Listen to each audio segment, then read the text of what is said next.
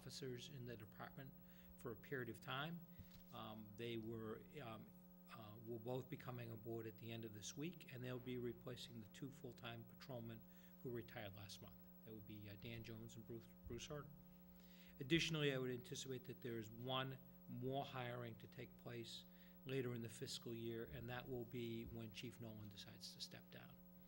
It's likely that we'll be hiring candidates off of our reserve officer list, and one of the things that I will be speaking with Chief to be Murphy about is I think it's critical that going forward we need to reestablish that reserve officer list and get as many qualified young persons who wish to become police officers in North Reading onto that list.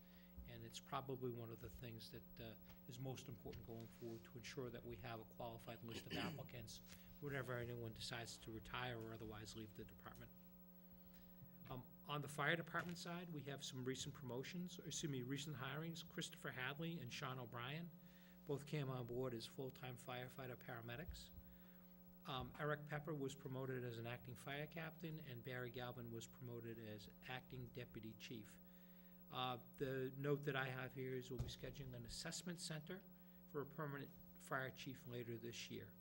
And that should bring to a close a very busy period in our police and fire departments with that action.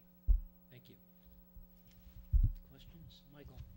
Yeah, I didn't notice on your report, Greg, but at our September 26th meeting, you brought up the Sheila Marie, and that you may have some discussions or settlements with them, and I wasn't sure, is that coming up in our meeting tonight, or that's something, I just didn't notice it in your report. I believe there was a copy of the settlement packet that got forwarded to the board, and if for some reason you didn't receive it, I apologize.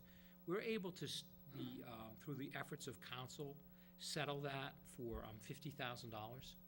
So the town actually has received payment from Sheila Marie, representing $50,000. The total outstanding liability through the town was $59,000. So we did pretty well. These monies will be earmarked for our police detail account. There's an agreement that's been signed, and case is closed at this point. However, we are short about $9,000 in that detail account as a result of the settlement. The check has been received? Check has been received, yes. Well, That's good. I believe it was, he's maybe the president of the local, is it O'Brien? Wrote a nice article in the letter to the editor for the transcript, and I'm not sure how we can get a message back to him, but if he really wants to put his mouth where his money where his mouth is, then I would love to see the local should step up and take the full responsibility for the remaining $9,000. I think that would be the respectful and right thing to do for the impact that it had caused to the community. I really do believe that they should step up, and because that's still quite a bit of money, and $9,000 is still a significant amount of money. And I don't think, because of the way it was handled, there was a lot of hopefully lessons learned on their part. That I think the right thing to do is, and I hope the message gets back to them somehow, some way. They should put their money where their mouth is. Understood. Thank you. That's the Local 25 in Charlestown. Charlestown, right. Thank you. Not necessarily. Thank you for clarifying. Not necessarily the Local Not all. 25 North Reading Police Department, but the That's correct. Thank you, Mr. O'Leary. parent for organization of Local 25 in Charlestown. Do we have here, we're Thank you. bouncing around in our agenda this evening, manager from Hess here. Handle that. State your Hello. name and address, please. Bus. Donna M. Gilberty, 37 Glendevon, Amesbury, Mass. And this is to change the management on the alcohol sales. Yes, sir. Mr. Balakonis? You have a copy of the application, Yes. and you have reports of all of the different departments, boards, and committees. I'll note that the change of manager does not require notification of abutters nor advertisement. So in this case, this is the sole action that's before the board. We've identified that there are no problems or no issues that would prevent the board from voting for this transfer. Okay. Tips training for, Yes, sir. I completed it on Wednesday night. questions. Yeah, Mr. Yule? Mr. Chair, I had a group of questions here, more not to do with you, but really to do with our process and for the benefit of the community. Looking over at the whole process and who responded and so on, it seemed to me laborious for our departments. I understand that the police department had to give some input. They do an investigation on the person, making sure that they are in order. But as far as the fire, health, building, and CPC, why would it be necessary for them to take time out of their day to give input on a manager change? Why would we do that? Mr. Villapalooza? Board members, as a matter of policy, anytime there's a new license or any type of change in a license, such in this case, a change in manager, we do make sure that there are no outstanding issues, because potentially if there are outstanding issues, they can be resolved here before the board approves the transfer. So it does provide that leverage and that opportunity. Further questions? Just Mr. O'Leary?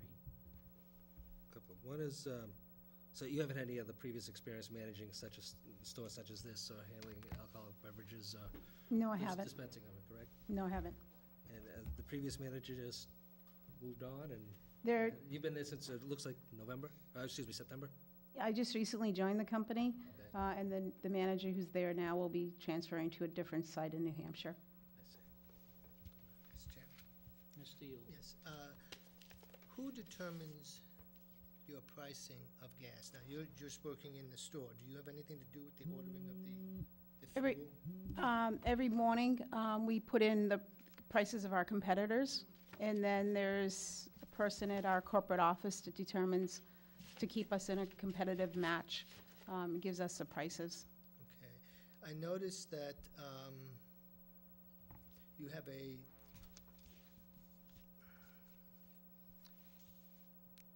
$0.08 difference between your gas here and versus Wilmington. Wilmington is 8 cents, I'm sorry, 8 cents lower than yours. Correct. Excuse me, correct.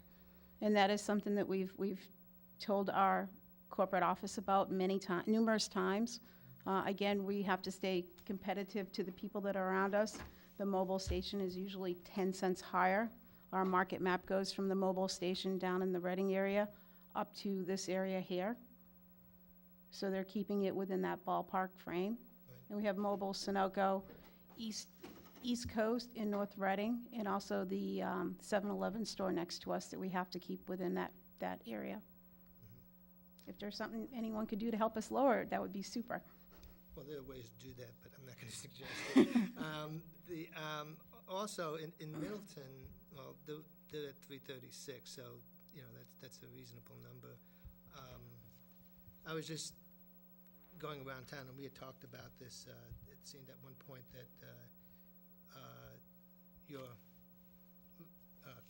rates, your rate for gasoline was pretty high at one point. It was riding pretty high. But Yes, you're we- not the highest, so. No, we do hear a lot of that from our customers. Again, I'm happy to work with the town on trying to get a way to get that lower. I do come off of 495 to come to work, and I see there's a station there that was usually 20 cents cheaper than us. Although right now that's actually jumped up 20 cents in 2 days.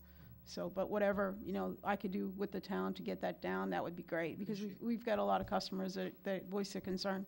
I appreciate that. Is your price determined upon delivery? No, again, being new to it, my price is really determined on what the competitors are determining. Every morning before 8, I have to put in their prices into the computer system for them to generate a cost. Well, we'd like for you to be able to match Wilmington. That would really be nice. Oh, trust me, a lot of us would like to match Wilmington. It's not fun walking into a different gas station with a Hess shirt on to get gas for your car. Right. Thank you. Sure. Mr. O'Leary? About 3 weeks ago at our meeting, I actually brought your station up under all the new business and suggested to the local residents of North Reading to boycott your station. While you check your competitive rates up and down Route 28 there, It's my contention, you're basically one of the only, in North Reading, you are the only major retailer of oil company, Hess. I suppose the other ones are kind of independents. And I believe that the people in the other competitors in North Reading are setting their prices off of you, not the other way around. I mean, I think they all do the same thing, but I think they're doing it off of you. I travel quite a bit around Massachusetts and Eastern Mass in particular, and at different Hess stations, there's a swing of 22 cents at one particular point in time. And I find that extremely irksome that just because they can charge that amount, they do. It has nothing to do with the cost of your deliveries of the day. It's more driven by how much will the market bear in relation to pulling into the station, hold their nose and pay for it. The 7-Eleven at the corner, which is just 2 doors up from you, but at a little better location, charges a penny or more than you do because they can, because for 2 cents, for the convenience, people are gonna pull in there and do it. You've got the independent Best down the street trying to struggle and make a living. So maybe they're able to get a little bit more, but have to charge a cash price in order to make it a little more affordable. Sure. Stop and Shop is just a different deal unto themselves. And then you've got the top of the hill and heading into Reading. Based upon what I've heard from you this evening, it's even more disturbing because it just confirms what I believed to be so, is that, Hess has decided to base their pricings on whatever they can get in the marketplace and gouge the general public that live or work or do business in North Reading as much as they can to max it out, rather than being competitive. I mean, we can go, your Hess station over in West Peabody, at one particular point in time, 3 weeks ago, was 22 cents less. Yes, and the one up in Hampton, 10, 15 minutes from where I live, is about 20 cents less. Yeah. Again, if you could just keep in mind that I've only been with this company for a month. I am aiming at the messenger, and. That's fine. I would love to be able to come back at some But I need you to point. get back, and I'm sure the general populace here would appreciate your getting back to your people who do the daily pricing, that you caught hell from us, and that I I'm will. still calling upon the general public to force Hess to bring the prices down to a reasonable competitive level, along with someone within a 10-mile radius of us. If you had any type of information that I could bring back to them, like on what you're saying, we did hear from customers about the boycott. Good. Again, I'll be happy to come back here as I know more about what I'm getting myself You're supposed to be into. invited to come in and just explain the pricing, how it works. Oh, But you're I doing a didn't fine know job.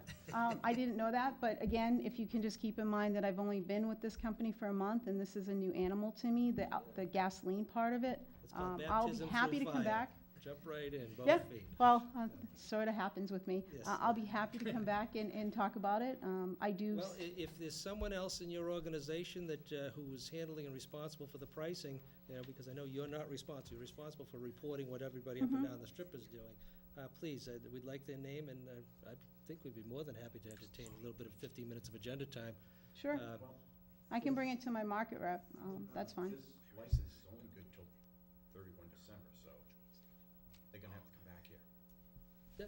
But, It probably encourage, when this license comes back up again, we'll probably have this discussion again. And I'm sure I'll know a little bit more at that point. Right, but it's unfair and it's unreasonable, particularly in these economic times, to be charging and gouging the people of North Reading, and not just the residents, but the people who do business here and have to drive through our community. Again, it's a little frustrating not to be able to buy gas where you work. I mean, granted, we don't get discounts on what we buy there, but, to know that you have to drive to Andover to get a cheaper rate, again, You I can drive understand. over Route 62 in Middleton and get 25-cent. Yeah, I go north. I know, but I mean, Yeah, for people, but you're right.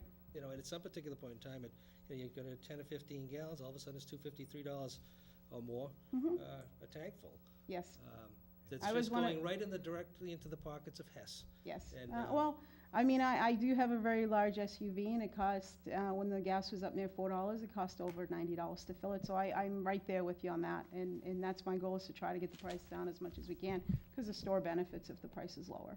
Absolutely. I mean, we have many other attributes in the You'll have a store. lot more people pulling in to tank up and then go in and buy the other. Well, let me do the ground running here, and I'll be happy to come back and discuss more of this with you. Okay, that's good. And not a problem. bring your marketing person, because they're gonna have to put their